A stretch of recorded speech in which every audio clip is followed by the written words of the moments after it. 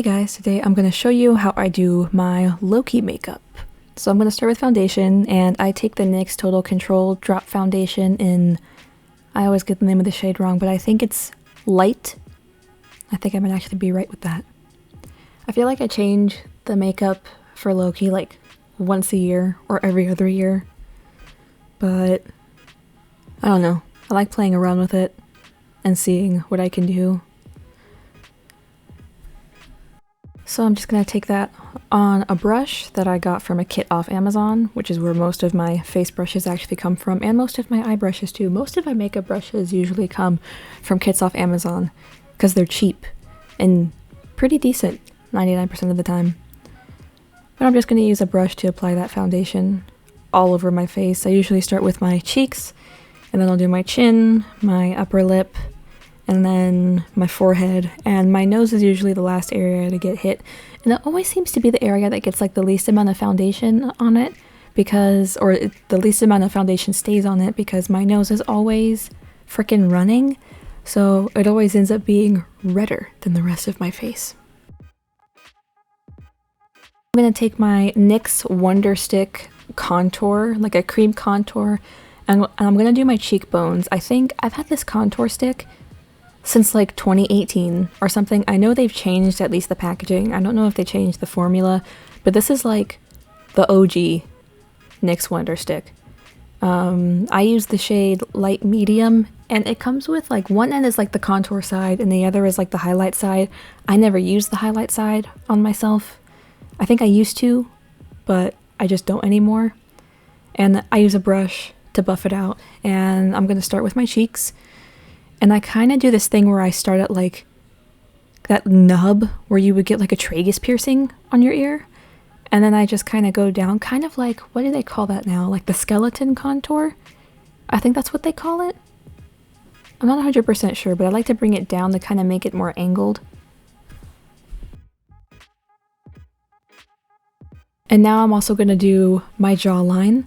I like to go in stages. I know some people like to place all their contour down first, but I'm too paranoid that the cream will set while I'm trying to like if I put it like on my cheeks and my jaw at the same time and then I go in and buff it out on my cheeks, I'm too scared that once I get to buffing it out on my jawline, then it's already going to be set and I'm just going to have like this kind of funky looking fucking beard of some kind, which is not the look I'm going for.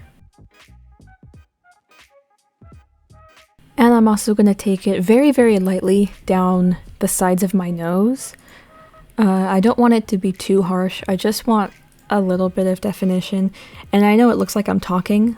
I had my headphones, as you can see, I had my headphones in when I was filming this, and I had music playing. So you're going to really see me just kind of jamming out. And you'll also see me like scratch around my wig cap because that shit's itchy, man. And now I'm going to take my NYX HD Finishing Powder in Translucent, and I'm going to use this to set my entire face. And surprise, surprise, I'm going to be using a brush for this as well. For my eyebrows, I'm going to start with my NYX 3-in-1 Brow Pencil, and it's got like this powder puff stick type thing. It also comes with like a pencil and a gel on the other, or I don't know if it's meant to be so much of a gel as so much of as a, oh my god, I can't talk. I don't know if it's meant to be a gel so much as like a tinted mascara kind of thing. I used to use the whole thing, but now I really just use the powder thing as like a base. But to be honest, I don't know if they make this anymore, and I really don't know if I'm going to keep using it, just because I started doing like different techniques with different products that I kind of like better. Now I'm going to take my About Face Beauty Fractal Glitter Brow Gel in Gold Dusk Woman, and I use this to brush them up and set them how I like the hairs. Kind of like they look when brows are laminated, but like not as intense.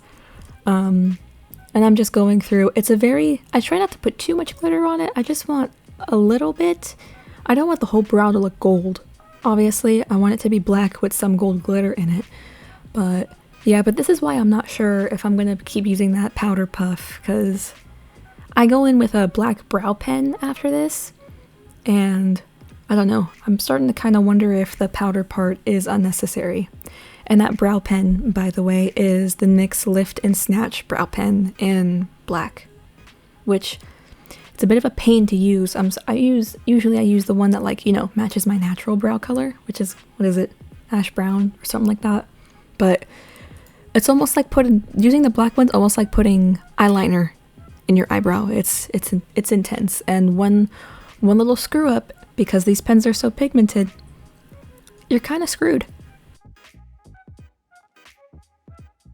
Start off the eye makeup. I'm taking my Urban Decay Original Primer Potion, and I'm just putting some on my top lid and also some on my bottom lid, because the bottom lid is where like most of the eyeshadow is gonna go, like the powders. The top is gonna be just like cream products, so I'm not too terribly worried about having a primer on the top, just because the cream products that I use, they don't really crease unless you put like a ton and you don't wait long enough for it to like dry and set down. And I'll blend that out with my finger, and then I'm gonna go in with my NYX translucent powder again and a smaller like eyeshadow brush, and I'm going to set the primer so that it's easier for me to blend the eyeshadows out. And now I'm gonna take my mikaylajmakeup and Glamlite Part 2 palette, and I'm gonna pick up the shade, I can't really read the text on here, but it's like Blackest Black or something. It's the black eyeshadow in the palette. And on an angled eyeshadow brush, I do the reverse, like smoky eye, reverse cat eye makeup look for Loki. So I'm just kind of drawing out both ends of that on the outer part of my eye and the inner part of my eye, only on the lower. And then I'll connect it to my lower lash line. It's kind of like a very small wing, very pointed, and I'll just place that black shadow all over my lower lid. And then I'm going to take a different brush, like a smudge brush, and I'm going to blend out the edges of that black until it's less harsh and it's a bit more diffused. And now I'm going to go back into that eyeshadow palette, and I'm going to pick up this green shade called Cody James, and you'll see me switch brushes. This brush I'm using now is like the OG brush I would use for this kind of look, but I recently got a couple smaller brushes from Ulta that I kind of like better. It's a bit easier to control like the placement of the eyeshadow. But I go in with a couple different greens. I'll go in with this one, I'll go in with a darker one. I think it's called like the Commons or something, and I'll go in with a more olivey toned green as well. Because at a certain point, the first green and the second green I went in with kind of looked more on like the bluish side to me. So I just wanted to make it a bit less blue and more green. But I'm just going back and forth until I'm happy with the blending and the pigmentation. And I'm also using a clean small brush to blend out the edges and make sure that nothing's too streaky or too harsh. I'm also using my dark circles to my advantage with this look, and I'm really smoking out that lower lash line. Now I'm going in with my About Face Beauty Fractal Glitter Eye Paints, and I think the name of it is like Apollo Empire, Apollo something, and it's just a gold shade. And I'm just gonna take a small brush and put this all over my top lid. This is like the OG packaging, like they recently like rebranded everything and came out with like, they put it in smaller packaging that matches the tubes of their matte fluid eye paints. And yeah, I'm just gonna put this gold all over my top lid and try to blend it as best as I can, because these things do dry down pretty quickly. I actually had kind of a hard time getting it down to my lower lash line without it being like too cakey looking or too thick looking. I might try a different brush next time to see if that makes it any easier.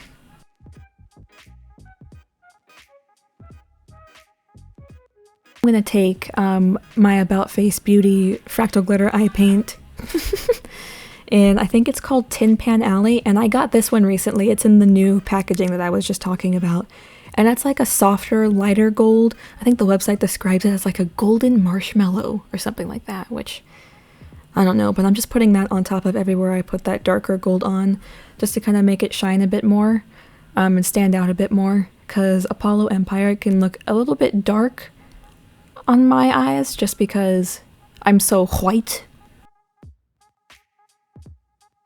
I'm going back in with that black eyeshadow and the same angled brush, and I'm darkening up the wing, and I'm also lining my upper lash line with this. Usually after I go in with the black eyeshadow, I'll go on top of it with my liquid liner, but this was the first time I'd used this specific black eyeshadow. Usually I use a different one from a different palette, and this one was so black that I did not feel the need to go in with a liquid liner, which I'm not complaining because that takes out like a good 10 minutes. And trust me, when you're trying to rush through this makeup on the morning of a con, it's not a good time. But I'm also defining the black on my lower lid as well because it kind of got lost. The pigmentation, I mean, kind of got lost when we did all that blending. Now I'm taking my ColourPop Cream Gel Liner Pencil in Swerve. It's a black one, and I'm just lining my waterline with this and trying to connect, or fill in rather, the space of skin between my lash line from the eyeshadow and my waterline with the pencil. Trying to make sure there's like as little skin showing as possible. Most of the time it ends up showing, but most of the time I don't really care because you're too far away to really see that detail. I'm gonna go in with my NYX Pro Contour palette, and I don't know what the shade names are, so I'm just taking like this cool toned light contour shade, and I'm just going back over everywhere where I contoured with that cream contour to kind of intensify and redefine everything. And then when I do my nose, I'm just taking it on a smaller, like an angled eyeshadow, fluffy angled eyeshadow brush. And I'm also taking just the powder onto my temples. The wig usually covers it, and so does the crown, the horns. But just in case, I always like to put a little bit there, just so it kind of looks more cohesive in case there's ever a moment where like you can see it, like if the wig moves or something. I'm gonna take this light creamy colored shade from the palette, and I'm gonna take it onto a sponge, and I'm essentially going to bake right under that cheek contour to kind of define it a bit more. I don't know if this really counts as baking because my sponge isn't wet, and I'm pretty sure the sponge has to be wet for it to count as baking. I never wet my sponges. Like never, unless I'm doing like body paint or something, and even then I don't think I do. I think I just dampen it the tiniest bit with like some setting spray or something. But this is the only place where I'm going to be putting that powder. And now I'm going to take the highlight shade from the palette. I think it's called Ice Queen or something. And I'm just going to use this to highlight down the bridge of my nose and a little bit on the tip. Again, my nose always runs, so usually the foundation on my nose and anything on the tip of my nose is usually the first to go. But I just like to use this, kind of make it more cohesive. And it's also something for me to do while that powder under my cheeks is setting. And then I'm going to take my KVD Alchemist highlight palette. I don't think they make this anymore. I think it's discontinued. But I'm going to take the green highlight from this, and I'm going to hit my inner corners, my brow bone, and then also hit the top of my cheekbones with it. I'm going to brush away that powder under my cheeks. It does kind of leave a brightening effect, and you can really see the highlight on the right side of my face when I tip my head like that at the beginning of this clip. You can really see it popping there. Now I'm going to take my NYX On The Rise mascara, and I'm going to coat my top and bottom lashes with it. I'm not really worried about it really doing anything to my top lashes other than making them black, because my eyelashes are blonde and I'm going to be wearing strip lashes, so I want them to blend more. I'm going to pay more attention to coating my bottom lashes a good amount, since you'll be able to see those a lot better than my top lashes. I'm going to take my Urban Decay Heavy Metal Glitter Liner. This is either in Pyro or Distortion, but it's a more green iridescent glitter, and I like to put this on my inner corners and my brow bone on top of that green highlighter. I'm going to take my Duo Lash Glue and my Likely Makeup Strip Lashes in Anxious Angel. And the Duo glue I use is a brush-on. It's the green tube. I know they have one where it's like a spatula, and I hated that one. This one's actually a brush, and I much prefer that. And now you're gonna watch me struggle to put this strip lash on my right eye, and then when I get to my left eye, it's gonna go on perfect the first time. But you're really gonna see me struggle with this one because I have not put strip lashes on. Before this video, I had not put any on since November when I went to Halloween Fest, because I used these lashes for Emily for Corpse Bride.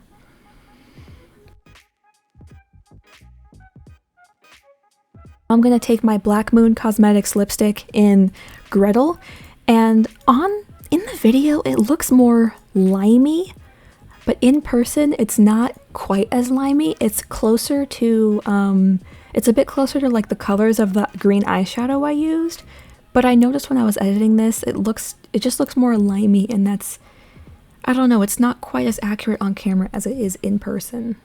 Now I'm gonna put the crown on, and the crown was made by my dad. It's made out of foam, and it's got a piece of elastic attached to it so I can slip it on and it stays on the back of my head. And the horns themselves were printed from his 3D printer, and I put this on under the wig so that it just kind of looks better, like the crown's not sitting directly on top of the wig. It just looks, I don't know, I just like how it looks better. But when I put the wig on, I have to slide the horns down a bit so I can hook the wig onto the wig cap, and the wig is from Amazon, and that's it. So thank you for watching. Like, comment, subscribe. Everything will be linked and listed down below, including a link to Fan Expo, which is the next BakeCon I'm going to. The earrings are from Etsy, and I will link those as well.